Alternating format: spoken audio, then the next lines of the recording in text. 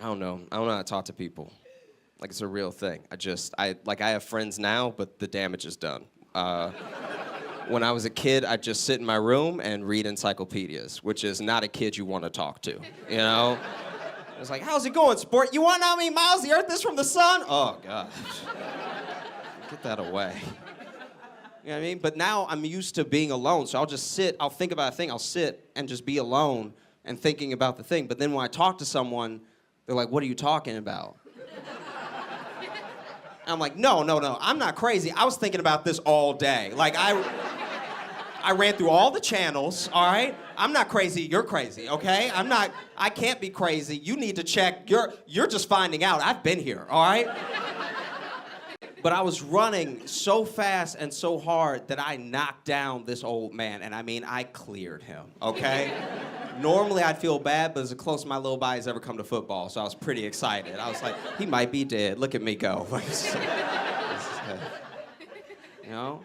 But I did feel bad, so I let the bus go. I helped him up to his feet. It was this old black man, and I even realized that he was blind, so I saw his stick. So I grabbed his stick. I put his stick back in his hand, and I was like, sir, I'm so sorry. I hope you're not injured. You know, you came out of nowhere. Please forgive me. And then this old blind black man went, get your hands off me, honky!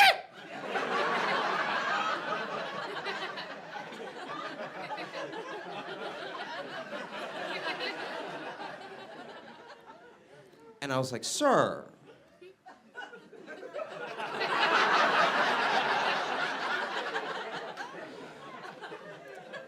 Sir, I'm black. I'm black like you.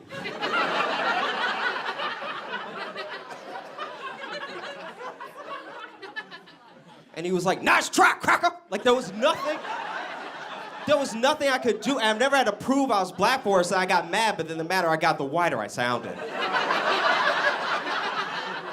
Until the point where I was just standing in front of him like, by golly, I'm black, gosh darn it! There's nothing I could do. It was terrible. So I'm gonna start off by saying I get broken up with a lot, all right?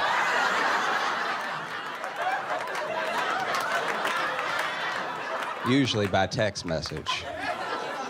And just so you know, if you do that, you're bogus, all right? Most recent time I got broken up with in a text message, I had terrible food poisoning, all right? So I was at home on the toilet dealing with my food poisoning, okay? So I'm sitting there on the toilet and my ankle buzzed.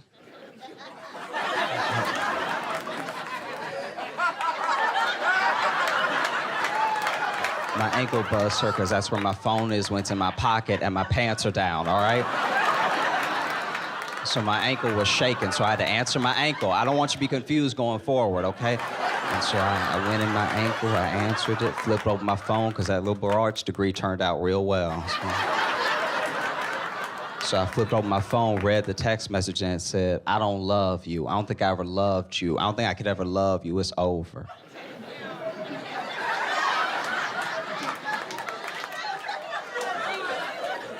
Now I feel like I've lost everything. Because not only do I have terrible diarrhea, but a complete stranger just broke up me. This is a wrong number. I don't know who this is. But then I text her back like, babe, we can make this work. All right, I want to ask you guys a question. You ever go see a horror movie that's like about a creepy kid? Like the kid is haunted, like little kid is possessed, little kid like that kid, like. Is it just me, or is that kid never black? Never. But here's the thing, I think I know why. Because a black mom would beat that out immediately. Like, if that were me in my house being like, red rum, red rum, red rum. My mom'd be like, where was that bass during choir practice? You want to get up in front of people and act shame, you need to sing like that there. Like, I don't even think a black mom would be scared. Like, she come home, everything's floating all poltergeist style, and she's like, okay, so you can make everything float, but you can't clean that room? You can't clean that room. No, I'm gonna be in there in 5 minutes. We'll see who haunted, okay? Guys, I'm Brown Shotza. Thanks so much. You guys have a great night. I was hanging out with a friend in Louisiana, right? And as we were hanging out in Louisiana, I went over to his place and we just did some throwback stuff, like played Nintendo Wii. I was like whooping them. Yeah, it was amazing, right? And then we went to go get food, and we went to go get food like midnight because we had been playing for like 4 hours and just having a great time catching up. I hadn't seen him in so long, right? And so then we pick up the food. We're driving what I think is back to his place, and then he tells me, he's like, "Hey, I actually have a date tonight." And I was like, "Oh, I'm sorry. Like, I didn't mean to. I just thought we could hang out." And he was like, No, it's okay. It's actually why I wanted to hang out, because I want you to come with me because she wants to meet at the park. And I was like, "Your date? Where'd you meet?" He's like, "I met her online." I was like, "Oh, okay. Your date from online wants to meet at the park at night." That's a robbery. That's not a date. That's not a date. That's not you. The fact that you even had the idea to bring me means you know deep down this is a horrible idea. This doesn't make any sense. As men, I don't understand. Like, it's wild that most of us are still alive because we will risk it all for a date. Like, it's like, all right, that's probably just a murder, but also it could be a good time. Like, that's insane that he even thought to bring me. And so then he takes me on what I can only describe as a kidnapping, because I tell him I don't want to go to the park, but we just keep driving to the park. And so now we're at the park, and in my head, I'm like, I'm not gonna get out of the car. I'm just not gonna get out. But then I thought, like, if I don't get out of the car, and let's say something happens to him, as a black dude, especially a black dude in America, anything untoward, anything potentially illegal, anything potentially horrific, you have to factor in what the Netflix doc of you in jail might look like. I was just imagining white women watching it like, why didn't he get out the car? Like, did he have something to do with it, you know? So then I get out of the car and I walk with them to like the middle of the park where they're supposed to meet, right? And from far away, I can see 5 figures. And I was like, this is what I thought it is. This is insane. This is terrible. We're still walking towards it. I'm like, why am I using my feet to walk next to him to get to the thing? Like, it felt like the movie Us in real life. I was like, I couldn't make out them but I knew it was dangerous. And then we get there and it's her. It's just her. It's like, it's not catfish, it's not robbery, it's just her. But then she brought 4 of her friends because she was also uncomfortable meeting at the park at night.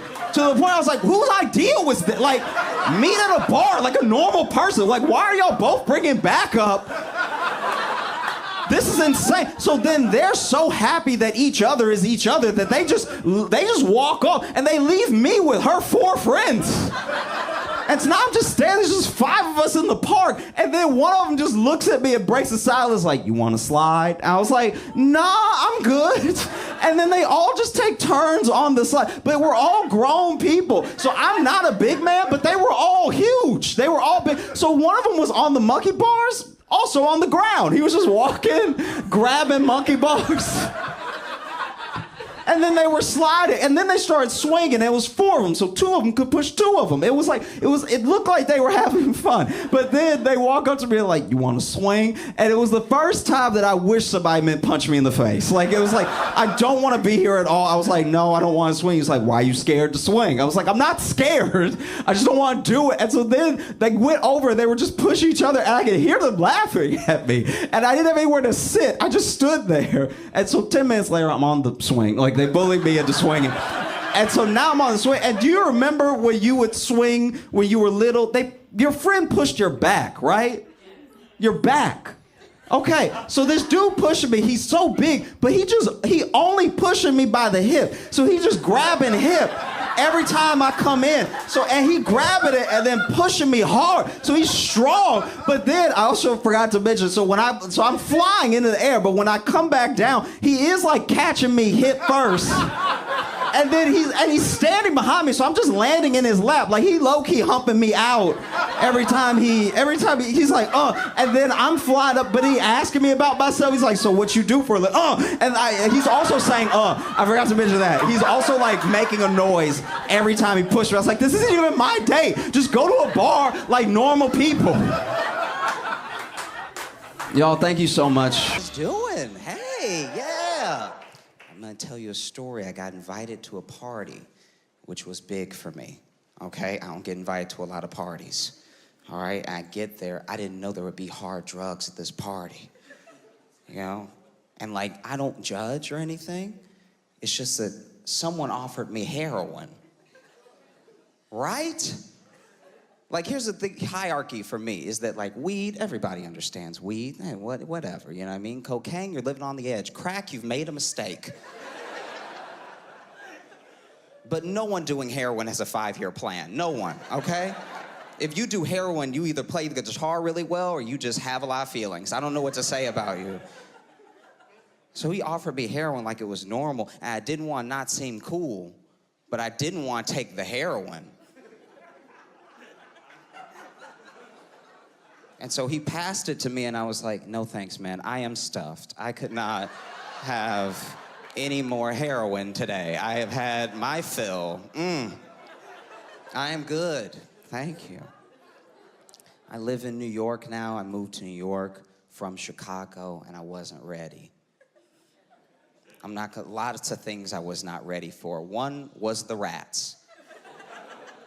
I don't know if you guys have rats here, but no one has rats like New York, because the rest of the world's rats have shame.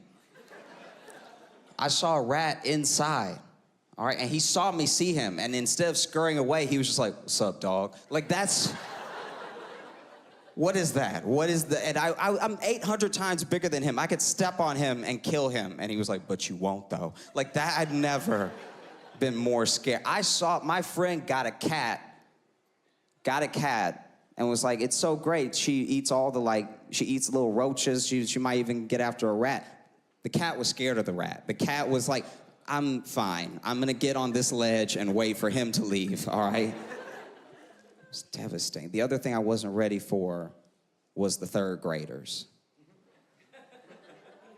I don't know what it is about being born and raised in Brooklyn or the Bronx that makes you such a natural bully, but they're monsters, okay? They're little terrorists, all right? I'm more scared of third graders now than I was in third grade. I actually asked to get off work early so I could make sure I was in my house when they got out of school, because I didn't want to run into them anymore.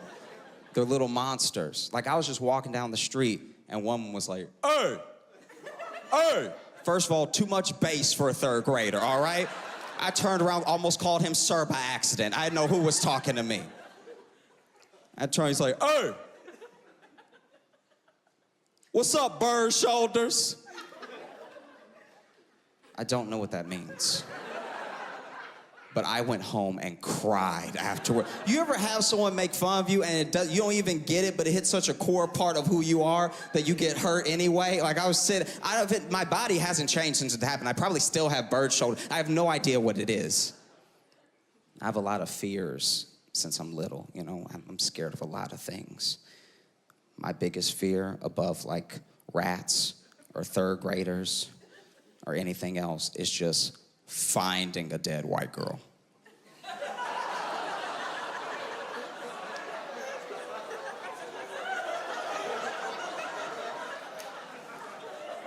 In fact, I think that's why there's no black ghost hunters, because we don't want to come in a room and just, I'm too black to just find her. There's gonna be an investigation. There's gonna be leads, okay? People are gonna be calling in. They're gonna use a picture of me on the news. It's not gonna be a good one. It's not gonna be a picture with me looking like the first picture day or something. It's gonna be me stubbing my toe like, and you're gonna see that on the news and be like, he did it, look at him. Who smiles bottom teeth first? He is a murderer. In fact, I'm so scared that I would walk in, see her dead, scream, someone runs in, be like, what did you do? No, that was my scream. That was not her.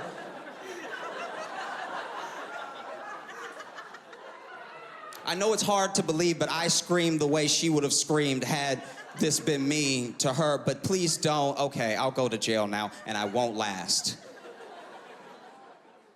I had to take a flight. Another fear that's creeping towards the top of the list is tiny planes. You know? I had to take a tiny plane. I didn't think it would be a big deal. It only seated 8 people. It's the tiniest plane I've ever been on. And it was so small that there was no cockpit. So I could see the captain and the co-pilot. I could hear both of them. At one point during the flight, the captain was like, whoa! I was like, what? Oh my God, what? No, don't act like I can't hear you, sir. We're talking right now, okay? Do I need to get up and head? Don't tell me to sit down. I can't stand up. The plane's not that big. And I should have known something was wrong because I got to the gate and they wanted to weigh my carry-ons. Which never happens. But I was like, fine, backpack's 13 pounds, laptop's 4 pounds with the case. And then they were like, how much do you weigh? And I was like, how small is the plane? How small is the plane? You need to know my 125-pound body weighs 125 pounds. And then I get to the plane, I'm like, that makes sense. Okay, fair enough. It's the smallest plane I've ever been on. And like, it took, like this plane, I know it's not nice, I know it's not kind, but like, I was the youngest person on this flight by far. Everyone else was 80 and up. So a real thought I had on the flight was, this is heaven's waiting room. I gotta get out of here. This is terrible. She already looked dead. And her soul just had to step out to get to heaven. I wanna be up here with people dying. And you know that overhead compartment that's supposed to drop an air mask if there's too much turbulence? That's not there at all. It's just little Bibles fall out because you're gonna die. So you might as well get a verse in or something. You're dead, okay? It was terrible. And like, we were flying, and like I was having these heart palpitations and everything. I didn't know if I would last or anything. And then I don't know how planes work, okay? I can't pretend. I'm not a genius, all right? But at least the big planes take off right away. It took this little plane so long to take off, I thought we were gonna drive there. This plane is actually leaving the ground and coming back down, and leaving the ground and coming back down, to the point where I looked at the pilot and I was like, do we all need to jump at the same time? What's gonna keep me in the air? I just wanna get to the place, please. Guys, I'm Josh Johnson. Thanks so much. You have a great night. Appreciate it.